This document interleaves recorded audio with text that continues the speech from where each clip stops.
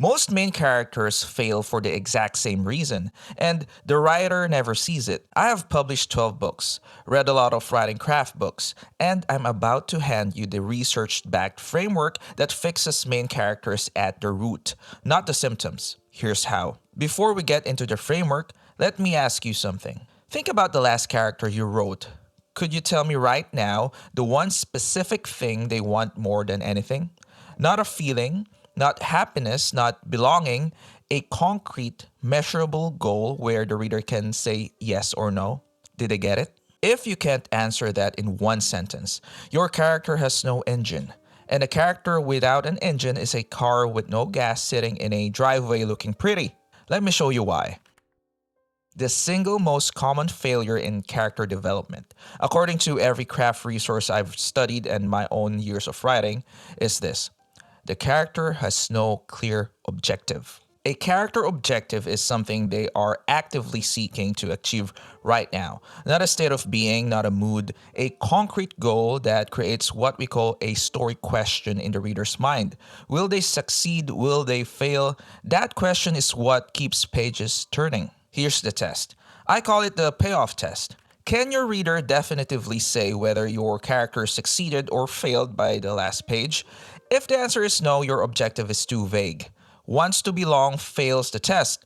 Wants to move to Hawaii and open a surf school passes it. Because one is measurable, the other is fog. Now, you weave objectives into the narrative three ways. First, internal reflection. Show the goal through the character's thoughts. This works best in first person or close third. Your reader literally hears what the character wants. Second is action. Every step your character takes should ladder up to that objective. If they're spending scenes doing things unrelated to their goal, you've got dead weight on the pages. Third is dialogue. Let them say it out loud. Let them argue about it. Let another character challenge it. Dialogue externalizes the internal engine and makes it real for the reader. Now, here's where most writers unknowingly kill their story. Passivity. A passive protagonist is a puppet to the plot. Things happen to them. They observe, they react, but they never drive. There's a critical distinction here that most writing advice gets wrong. A reactive character is not the same as a passive character. Reactive means something knocked them off balance, a crisis, a catalyst, and they immediately fight to regain their footing. That's fine. That's a thriller protagonist on page 1.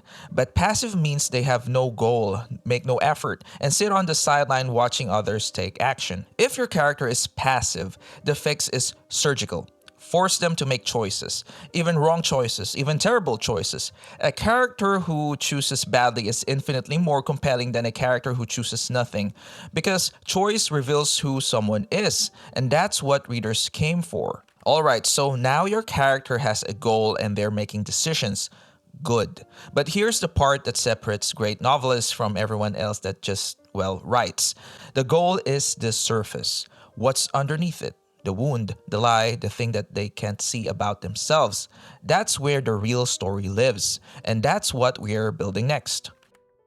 Your character doesn't arrive on page 1 as a blank slate.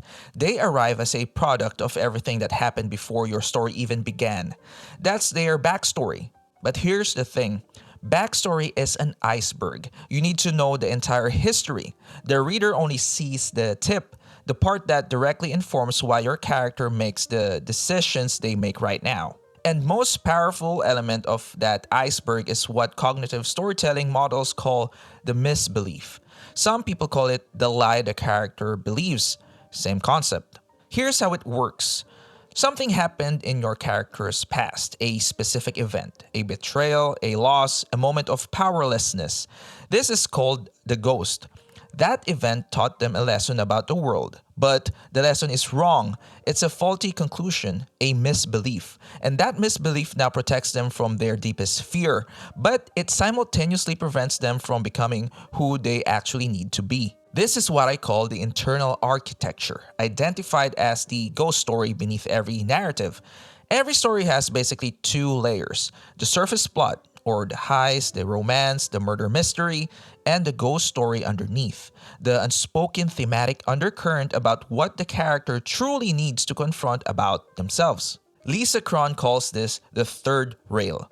It's the live wire that gives your entire novel urgency and meaning. Without it, your plot is just a sequence of events. With it, every scene carries emotional weight because we're not just watching what happens, we're watching whether this person will finally see the truth about themselves. Let me give you the three archetypes so you can choose your lane. First up is the positive change arc. In this arc, the character starts believing the lie, gets tested throughout the story, and by the end, they've shed the misbelief and embraced the truth. This is the most common and emotionally satisfying arc. Think of it as the character overcoming the ghost. Then we have the flat arc. In this arc, the character already knows the truth from page 1. They don't change. The world around them is broken, burdened by a collective lie, and the character must remain steadfast against pressure to abandon what they know is right. Think Captain America. The world changes, he doesn't. And finally, we have the negative change arc. The character here starts with a lie, and instead of overcoming it, they sink deeper. They become consumed by it. The misbelief wins. This is tragedy. This is Walter White. This is Macbeth. Regardless of which arc you choose, understand this. The internal change, the worldview shift, is what your story is actually about. The external plot is just the vehicle that forces the confrontation. Now, you've got the engine and the architecture, but none of it matters if the reader doesn't emotionally bond with your character in the first few pages. And bonding isn't luck, it's engineering. Let me show you the psychology behind it. There are two psychological states that create reader attachment. They're related, but they're not the same thing. And understanding the difference will change how you write your opening chapters forever. Sympathy is feeling for the character. I feel bad for them. I'm concerned about them. Sympathy is rooted in moral judgment. The reader sees the character as a good person forced into hard circumstances. Empathy is feeling as the character. I feel what they feel. I'm inside their experience. Empathy comes from access, from being let into the character's perception, their moment by moment thoughts, their sensory experience of the world. You need both, but they're built differently. Sympathy is built through 10 specific techniques that research and craft tradition have identified. Let me give you the ones that matter most. First up is the hidden wound. Reveal a secret, defect, or past trauma. This triggers compassion and protective instincts in the reader. Basically, they would want to shield this person. Next is undeserved misfortune. Here, you subject the character to bullying, loss, or injustice they didn't earn. This exploits a deep human wiring. We are biologically built to side with victims. Last one is high competence. Make the character exceptional at something. This is counterintuitive, but a character who is master at their craft earns immediate respect and grudging admiration. Readers want to watch someone who can do things. And here's where it gets interesting. Research in social psychology reveals something called the Pratfall effect. When a highly competent character makes a small humanizing blunder, like spilling their coffee or getting flustered, blanking on a name, their likability actually increases because competence alone feels superhuman. Blunder makes them one of us. But you need a balance here. If there's no balance, that character will basically be a Mary Sue. You don't want that. Make them superhuman, but realistically superhuman. Okay? But, and this is critical, the pratfall effect only works if competence is already established. If a mediocre character makes a blunder, their likability decreases, so the sequence matters. Prove they're exceptional first, then humanize them. Now, empathy. Empathy is generated to interiority through what I call transportation. The state where a reader loses their sense of reality and immerses themselves in the fictional world. You achieve this through character interiority, not just showing what they do, but showing what they think, how they interpret events, what sensations arise in their body, what memories surface. Techniques like direct thought and free indirect discourse let the reader inhabit the character. They're not watching from the outside, they're living inside. And here's the neuroscience. Fiction literally puts the reader inside the mind of another person. Brain imaging research shows that reading fiction activates the same neural networks as real social experience. When you write deep interiority, you're not just being literary. You're activating the reader's brain to simulate being your character. That's the most powerful tool you have. So, everything I've said works perfectly for a likable hero. But what if your main character isn't a hero? What if they're morally gray? What if they do terrible things? How do you keep a reader invested in someone they shouldn't root for? This is where it gets advanced, and this is where most writers completely fall apart. Morally gray characters resonate because they mirror the contradictory nature of actual human beings. We exist in the messy middle, capable of both great harm and great good, and readers are drawn to that complexity because it's honest. But there are rules. Break them and you lose your reader permanently. Rule number one, the negativity bias. Bad is stronger than good. Psychology research by Roy Baumeister and colleagues demonstrates that negative information is processed more thoroughly and has stronger effects than positive information. One scene of your character being cruel to an innocent person can permanently poison reader attachment. 1. Unless your genre contract is horror or tragedy, where repulsion is the point, you cannot afford gratuitous cruelty. Rule 2 is the attribution bias. Readers instinctively over-attribute actions to character and underweight situational constraints. Fritz Heider's foundational attribution theory shows that people tend to infer stable personality traits from behavior even when situations are extreme. What this means for you is if your protagonist does something morally questionable, you must dramatize the constraint on stage. Show the coercion, show the time pressure, show the impossible choice. Don't tell us in a backstory exposition that they had no choice. We won't believe it. We need to see it and feel it in real time. Rule 3 is moral disengagement. Albert Bandura identified specific cognitive mechanisms that humans use to justify harmful behavior. And these mechanisms are not just psychology trivia, they are a menu of in-character rationalizations you can embody in voice, inner monologue, and social environment. Here are some examples. Moral justification. I'm doing this for my family. Euphemistic labeling. It's collateral damage. Diffusion of responsibility. Everyone was doing it. I just followed the system. Minimizing consequences. No one actually got hurt. Dehumanization of the target. They're not like us. Attribution of blame. They brought this on themselves. These are how real people justify harm, and they're how your character justifies harm. Use them as recurring voice habits and social scripts, not as one-off speeches. That's how you build a morally complex protagonist whose logic the reader can follow even when they disagree. Now, we have 5 tactical strategies for keeping a reader invested in an unlikable character. First one, balance morality. Let them do bad things for good reasons, like stealing to feed a family, or good things for bad reasons. The mixture creates texture. Number 2 is self-awareness. Let the character understand the weight of their actions. A character who doesn't know they are doing wrong is a sociopath. A character who knows and struggles, that's tragedy. That's fascinating. Number 3 is proactive competence. Readers forgive an enormous amount of moral failure if the character is exceptional at something and drives the action. Think Dr. House or think Tom Ripley. Fourth is a consistent code. Even twisted characters need a moral logic. They should believe they are doing what is necessary, not random, logical, according to a system shaped by their backstory and their wound. Fifth is the lose-lose dilemmas. Design situations where there is no clean answer. Force your character to make ugly choices with real consequences. When the world is genuinely unfair and the options are genuinely terrible, the reader stays because they want to see how this person navigates the impossible. And there's a framework I want you to remember. The 4 C's. First is constrain the choice. Show the impossible situation. Second is cost. Make the decision hurt. Third is confess. Show the internal conflict, even briefly. And finally, confront the consequences.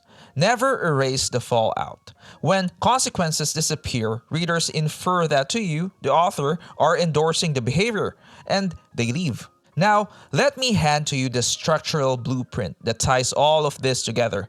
The psychological model that ensures your character stays consistent through every single page of their transformation. A compelling character isn't just interesting in one scene. They're consistent across every singular scene, even as they transform. And the way you achieve that consistency is through psychological personality models. The Enneagram is the most intuitive tool for building internal arcs because it's built around core fears and core motivations. Each of the 9 types struggles with a specific core lie, a misbelief that maps directly to the internal architecture we already built. And let's look into some of them. Type 3 is the achiever. The core lie is, I am my achievements. The core fear is being worthless without external validation. You build the wound, and this type will chase accomplishment to the exclusion of everything real in their life. That's the engine and the misbelief in one. Type 8 is the challenger. The core lie is, I must be in control. The core fear, being harmed or controlled by others. This is your anti-hero archetype. The character who dominates because vulnerability nearly destroyed them once, and the story is about whether they'll ever let the armor down. Type 4 is the individualist. Their core lie is, I am uniquely broken. Their core fear, having no personal significance. This is your artist, your outsider, your character who believes their damage makes them special, and the story challenges whether that belief is protection or prison. You can also refine further with instinctual variants, with like self-preservation, social, and sexual drives, which create subtypes that behave differently while maintaining the same underlying fear. This is how you avoid characters that feel like stereotypes. Then audit with the big 5. Openness, conscientiousness, extroversion, agreeableness, neuroticism. This gives you 5 dimensions to check your character across and ensures you haven't accidentally created someone who is only defined by one trait. The key insight is this. Believable character transformation requires emotionally intense life events. A character doesn't change because time passes. They change because something broke through their defense system. The Enneagram tells you what that defense system is. The Big 5 tells you how it shows up in their daily behavior. The wound and the lie tell you why it exists. And the story you write is the force that either shatters it or calcifies it. Everything I've given you so far is the who and the why of your character. Now I need to give you the when and the where. The 15-beat structural blueprint that tells you exactly where each internal pivot belongs in your story. The Save the Cat framework gives you 15 beats that synchronize your external plot with your character's internal transformation. This is the architecture. Every beat has a percentage. That's where it falls relative to your total word count. Opening image, 0 to 1%. This is a snapshot of the before world. Show us who your character is before anything changes. Their routine, their coping mechanism, their comfort zone. This is the status quo that's about to be destroyed. Theme stated, 5%. Someone, often a secondary character, says something that alludes to the core truth your protagonist will need to learn. It's subtle. The character doesn't recognize it yet, but the reader's subconscious does. Then we have the setup, 1 to 10%. Establish the hero's flaws, desire, fear, and social world. This is where sympathy engineering happens. Plant the hidden wound. Show competence. Let the Pratfall land. Make us care before the world breaks. The catalyst, 10%. The inciting incident, the phone call, the letter, the explosion. This is the event that makes the old life unstable. After this moment, the character cannot go back. Next one is the debate, 10 to 20%. The hero hesitates. They wrestle with doubt and the cost of change. This is realistic and essential. No one leaps into the unknown without fear. Show that fear. Break into two. 20%. The irreversible choice. The character commits to a new plan, a new identity, a new world. This is agency in its purest form. Then we have the B story. 22%. A secondary relationship, often romantic, sometimes mentor student, that carries the theme and pressures the hero from a personal angle. Fun and games. 20 to 50%. This is the promise of the premise. Complications grow, skills are tested. The character operates in their new world and we see what they're capable of. This is where your reader falls in love with the concept. The midpoint. 50%. A false victory or false defeat that changes the story's meaning. The stakes escalate. What seemed like the path forward is revealed as incomplete or dangerous. Bad guys close in. 50 to 75%. External threats and internal doubts converge. The character's life starts failing them. Their defense mechanisms crack. Allies leave or betray. All is lost. 75%. The lowest point. Something dies, literally or figuratively. Hope fades. This is the moment where the character faces the full weight of their misbelief and its consequences. Then we have the dark night of the soul, 75 to 80%.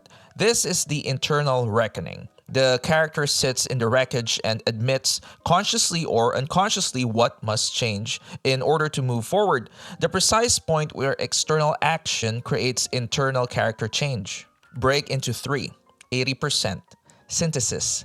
The character combines the lesson they've learned, the courage they've found, and builds a final plan. This is rebirth. The finale. 80 to 100%. The confrontation. It demands sacrifice. It proves growth. The character must demonstrate through action, not words, that they've changed. And finally, we have the final image. 100%. The snapshot of the afterworld. Mirror the opening image. Show us the transformation. Let the reader feel the distance traveled. Before I give you the final framework, I want to leave you with some wisdom from three masters who each approach character from a completely different angle. Kurt Vonnegut said, "Give the reader at least one character they can root for. Every character should want something, even if it's only a glass of water. Every sentence must either reveal character or advance the action. And perhaps most importantly, be a sadist. Make awful things happen to your characters to see what they're made of. Because character is revealed under pressure, not in comfort." Stephen King views characters as real people who begin to stale if not worked on daily. He advocates for what he calls archaeological writing. For him, stories are found things, fossils to be excavated. He believes intuition should override plotting. Characters should act according to their nature, not the author's outline. And in the second draft, cut 10%. Remove the puffiness. Kill the adverbs. Elmer Leonard wanted to be invisible. His goal was to disappear and let the characters shine. Avoid detailed descriptions. Let us figure out who someone is through how they talk and act. Use said as your dialogue tag and leave out the parts readers tend to skip. Three different masters, same underlying truth. The character is everything. Build them right. Get out of the way and let the reader do the rest.